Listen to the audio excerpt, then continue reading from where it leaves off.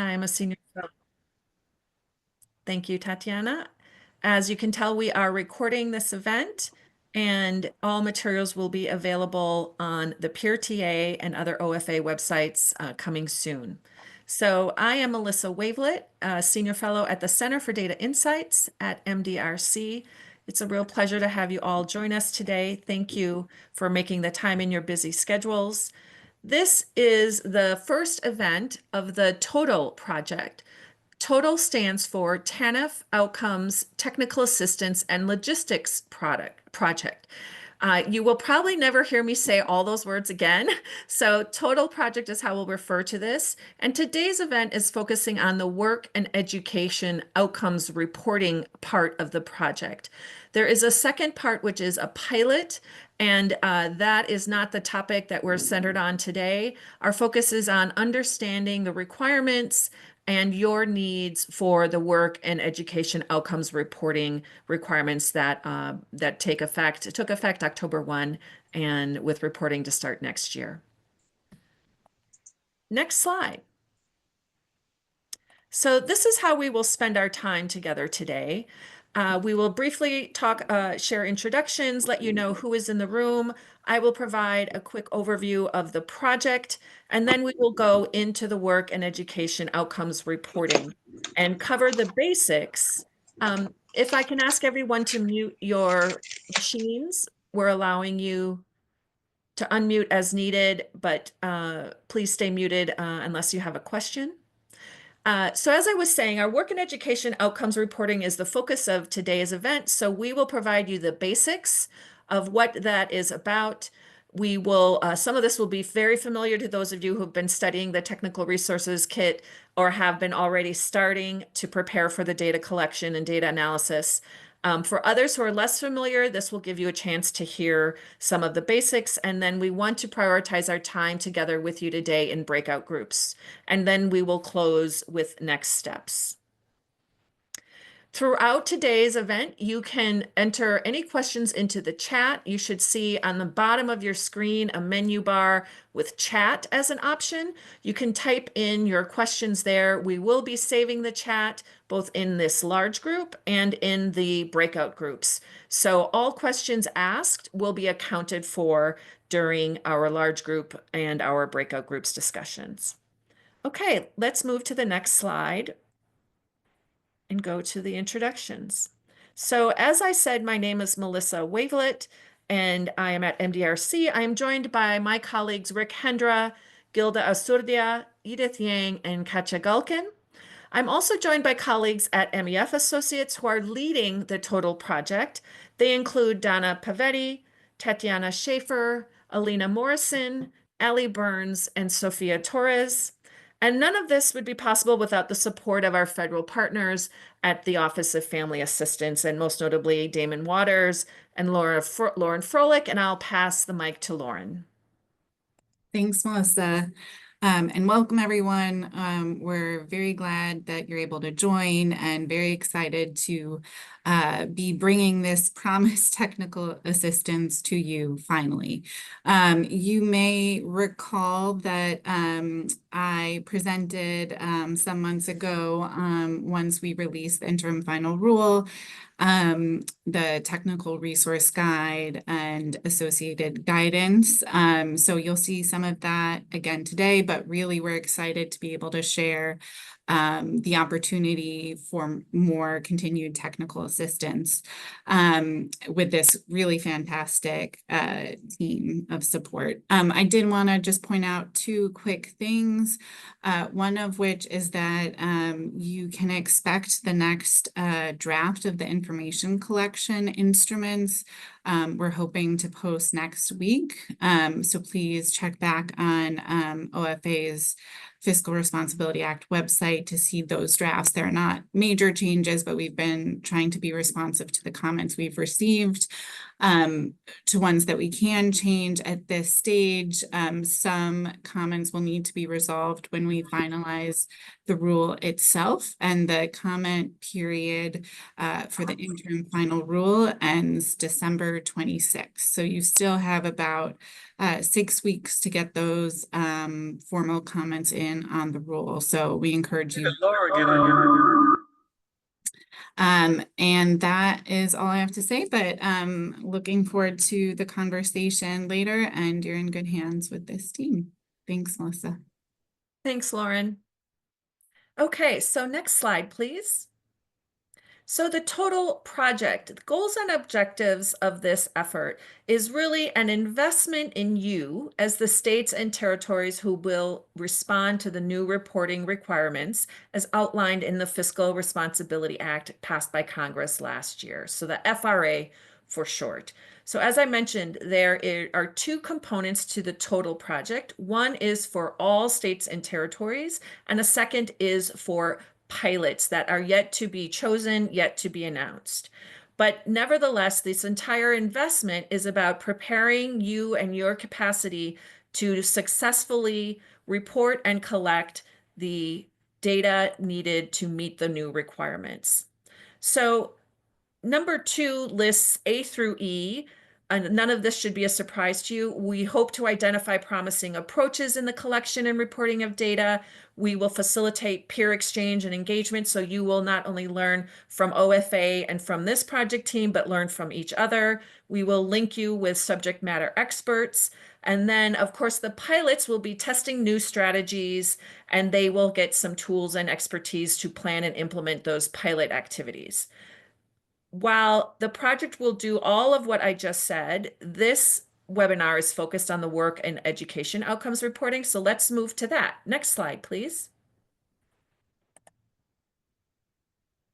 Okay, so here are 4 objectives for the work and education outcomes training and technical assistance. So the first objective, not surprisingly, is understanding where you are. What are the states and territories' capacity for collecting and reporting the data? We want to meet you where you are so that we can successfully support you through activities and resources to do the reporting. Then we will, once we understand where you are, what your questions are, what your needs are, then we'll help build the capacity to do just that. And this is through exchanges, virtual events like today's, but also through resources such as checklists, quick guides, tools, other things you tell us would be helpful, other things we have used or developed for other efforts. Case scenarios is something that we know would be helpful. And so that number 3, the objective number 3 matters a lot to us to make you feel supported. In the future, we expect that we will use the program data that is reported to think about how to improve program outcomes. Right now, our focus on the first year is effective reporting, and eventually we will begin to shift our attention to improvement of the program outcomes. So now I will pass the mic to Gilda, who will spend a few minutes on the basics of the work and education outcomes. Gilda. Thanks, Melissa. Hi, everyone. So I'm going to, next slide, please. I'm going to do a quick review of the reporting requirements. Since you may be familiar with this at this point, I'm going to go over the slides quickly, but there will be, we'll break out into smaller groups where you'll be able to ask questions. Next slide, please. So starting next year, all states and territories are required to report on employment and earnings outcomes for all individuals who were work eligible when they exited TANF. So there are 3 outcome measures that need to be produced. The employment rate, which refers to the percentage of individuals who are employed in an unsubsidized job during the second quarter after they exit. The employment retention rate, which is the percentage of individuals who had an unsubsidized job in the second quarter after exit and in the fourth quarter after exit. And the median earnings for individuals in unsubsidized employment during the second quarter after exit. Next slide, please. So ACF will calculate the outcome measures for each state.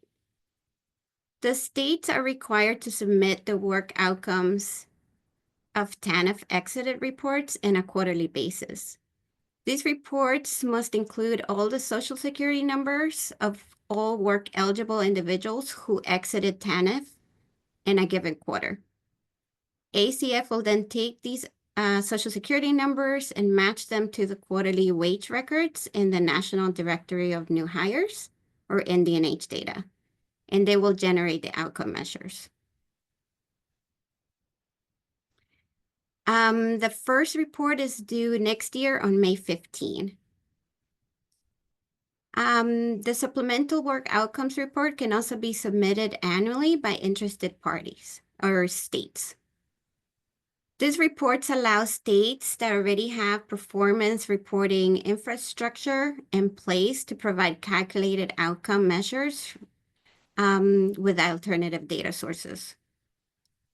This report does not replace the mandatory quarterly reports.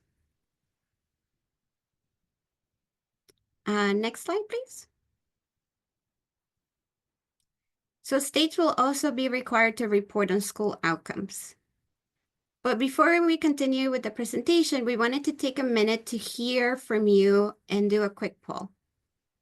As you're preparing to report on the new education measure, just thinking of where you are in the process, would you say you're in the beginning of the process, middle, or end?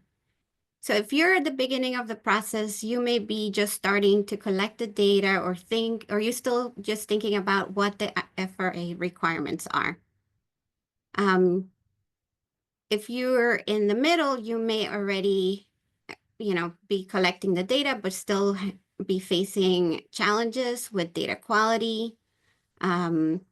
Or, you may be able to collect some data, but there may be some data gaps. Or you may be at the end of the process where you're already collecting the data, you started analysis, and you have a process in place, and maybe at this stage, you're mainly just trying to improve your process, your systems. So, based on these descriptions, we would like to know where you are. Are you at the beginning of the process, of the data collection process, middle, or end? And I will give everyone a couple of minutes to respond to the poll, and then we'll share the results.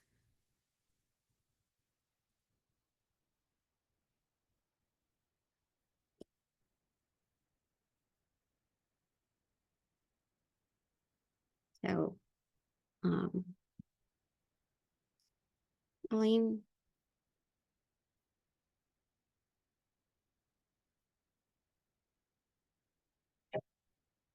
So, Elaine, you can share the results. All right. Well, thank you, everyone. It seems like the majority of states are still in the beginning of the process on the education outcomes reporting. There are just very few at the end and some in the middle. So thank you.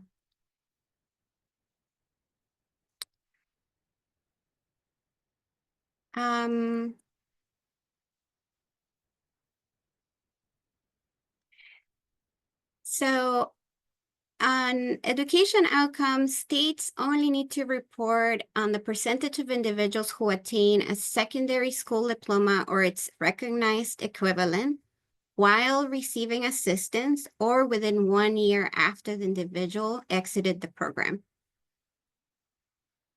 Next slide. So an individual is eligible for this measure if in a given fiscal year, they were on TANF and they simultaneously met all the criteria on this slide. The individual is under 24 years of age, enrolled in secondary school or its equivalent program, and was classified as a work-eligible individual. Next slide.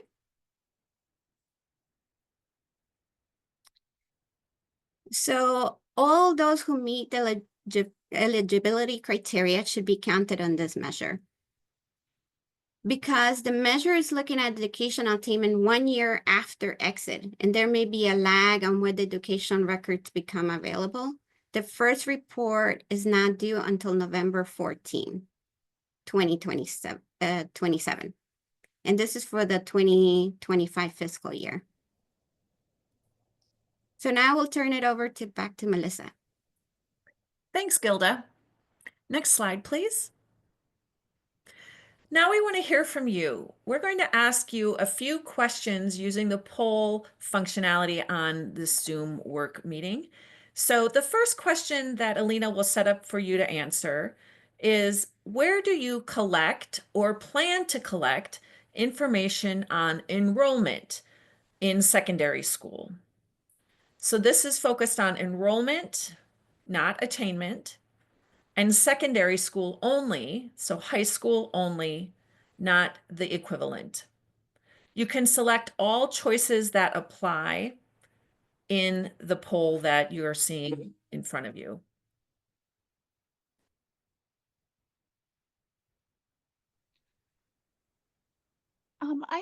Hi, this is Angie from South Dakota. I have a question. Yes. Do they need to be enrolled in a secondary education activity while receiving benefits? Yes, either currently currently receiving TANF assistance or have, yes, I'm going to say yes and stick with that. But I invite Lauren to jump in and assist if I'm misunderstanding. So it doesn't need to be a reported work activity, but to the earlier part of your question, but they do need to be a work eligible individual. So if you go back to the slide with the eligibility, they have to be enrolled and a work eligible individual. So I will say, so there are a lot of great questions coming into the chat, and we will also be getting back to you all to make sure that everything is clear as can be in the scenarios and the guidance we're providing, because I don't want to misspeak and confuse things further. That's a Thank good. you for jumping in, Lauren. None of us want to misspeak and create further confusion, so we'll probably be more cautious than you might like, but thank you for your patience with us. Does the school enrollment only need to be reported, or does it also have to be verified? Just reported, self-attestation. Great, thank you. Okay, why don't you show us the results of the first question, Alina? Okay, so the question is about enrollment in secondary school. So data sources range from the highest being self-reported from the participant, him or herself, 41%. Then secondly are the state education system at 34%, followed by the local secondary school or equivalent system with just a few in don't know, other, and SLDS. So actually not just a few in don't know. We got about 4 out of 10 of you saying you don't know yet. So that's very helpful. So let's move. We will be saving these poll results because this will help us again inform where more clarification, more resources, and more time and attention. So let's move to the second question. So next slide and next poll. So this is still focused on secondary school, but we are asking you, where do you collect or plan to collect information on attainment of the high school diploma or the secondary school diploma? So again, same A through F choices. This is about attainment of a secondary school diploma and not enrollment. We'll give you a few seconds here to answer that. As you can tell, there are no wrong answers.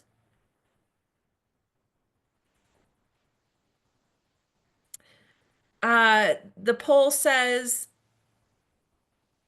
okay, you're all answering your own chat. Okay, you should be able to check more than one. Miss Reed is saying she cannot. So if someone can help Miss Reed with the chat in the chat. It looks like Okay. it is set to be single choice. Sorry? It looks like it is set to be single choice. Okay, so Alina, can you reissue question 2 with, thanks everybody, with select all choices, and we'll try it again. We want to allow for multiple choices to be made.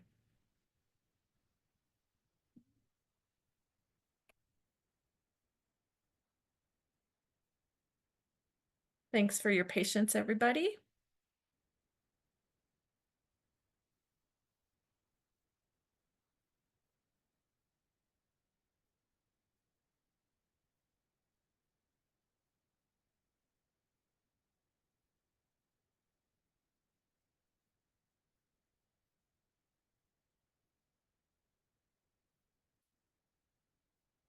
Alina, do you want to give us a verbal update?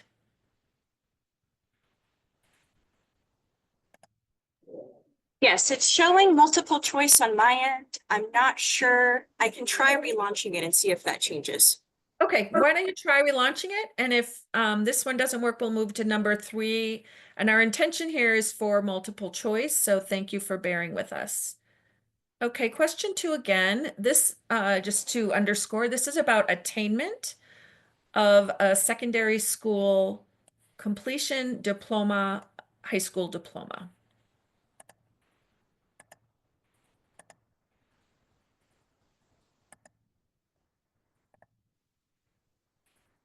It's still only allowing for one choice. Okay, Maybe we just have people say the primary one.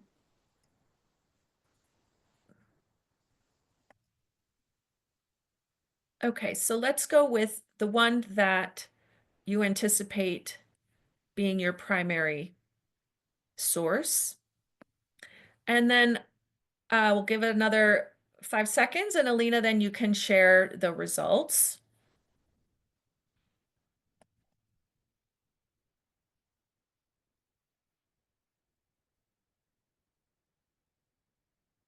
Okay, so this is attainment of secondary school diploma.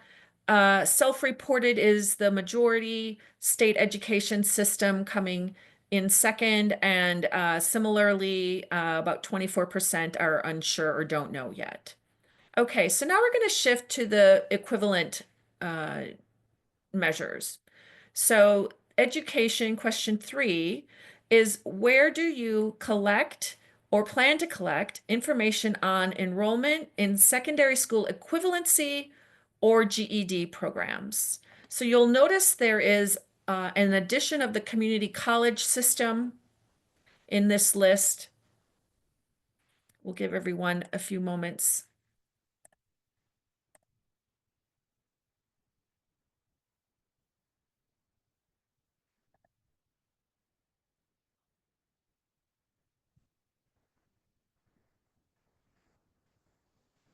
Okay, Alina, if you'll show us the results.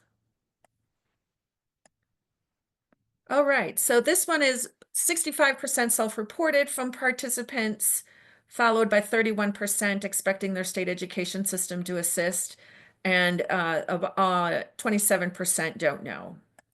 Okay, last question, also about GED.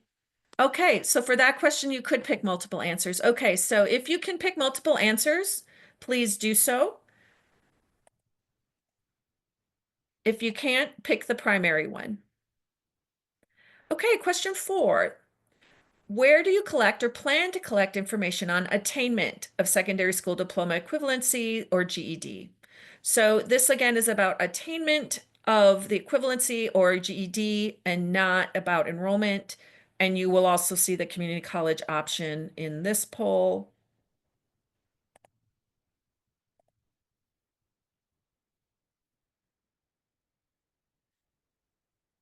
And let's see the results.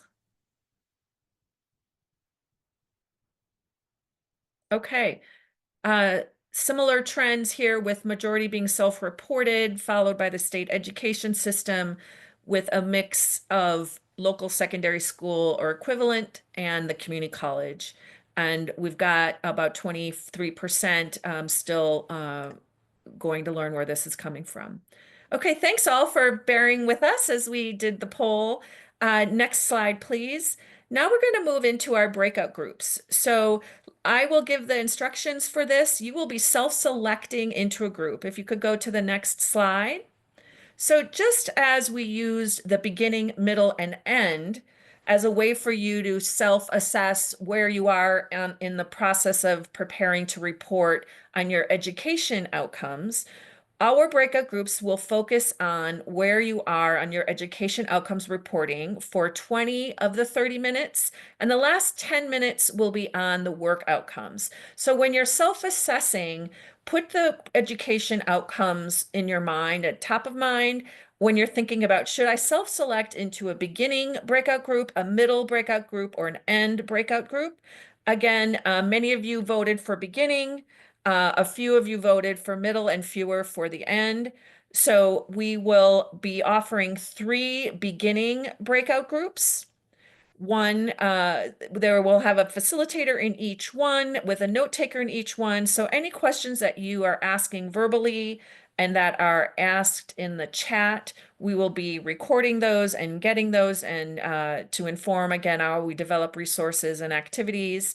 And so Tatiana will now give us the 4 room options, 3 beginning, 1 middle and end. Where you see those breakout room options is on the menu at the bottom of the screen. It says join breakout room. You can click on that with your left mouse and you will see 4 breakout rooms. You join the room that you'd like to. If you are joining beginning, please distribute yourself across the 3. Tatiana and I will be going to the beginning 1 breakout room. Gilda and Sophia will go to the beginning 2 breakout room. Edith and Allie will go to the middle and end breakout room. And Rick and Katja will go to the beginning 3 breakout room. So if you can distribute yourselves across the 3 beginning breakout rooms, our goal is to hear from you and to hear from each other so that we have a better understanding of your capacity and where you are. And Tatiana will bring us back at about 5 till the top of the hour, and then we will wrap up with next steps and questions. So please join your breakout room, or you will stay behind with Alina in the main room. Otherwise, we'll see you in the breakout, and then we'll be back together before the close of the meeting. I don't see the option for the breakout room on my screen. That's what I've been waiting for. Sure. So if you go to the bottom of your screen, there's a Mhm. menu that says audio, video, participants. That screen should give you either a circle with the words more underneath it. You can click on that. Okay. Or, do you see it? Yes. Okay. And so just click join breakout room. And then it'll give you the 4 options and you can select which one you'd like to go in. I'd say if you consider yourself at the beginning of the journey, select number 3. Sure. Thank you so much. You're welcome. Okay, Elena, I'm going to join beginning 1. If you could handle anyone else who's in the large room. Awesome. Sounds good. Okay, welcome back, everyone. Elena, if we could go back 1 slide. Thank you. Okay, so as you heard me say at the beginning, this has just started. The total project launched October 1st. So we are really pleased to be on board and work arm in arm with OFA to provide you with technical assistance and resources and activities that will help support you as you prepare to respond to the new reporting requirements. Our next event before the end of this calendar year is in office hours, December 3rd, 3 o'clock to 4 o'clock Eastern. That invitation has gone out. The link is available. You can already begin registering for that. It is not an event that will have opening slides. This is strictly an event where we will break into groups, talk, learn from you and learn from each other. So you can ask us questions, ask OFA questions, ask each other questions, and we will probably divide the room into work outcomes discussion and education outcomes discussion, and see how that goes. We will do that again in January. And next slide. Okay, this website is where you can go to get many of your questions answered. They have who is in the numerator, who is in the denominator, definitions. Appendix has case scenarios. And if you have questions that are not answered, you can always send your question to the tanfdata@acf.hhs.gov. That is where we will be able to see what you're interested in, what you're wondering about, and already on the website that where it says for guidance, there is an FAQ, there is this technical resource that I've described and have been referring to.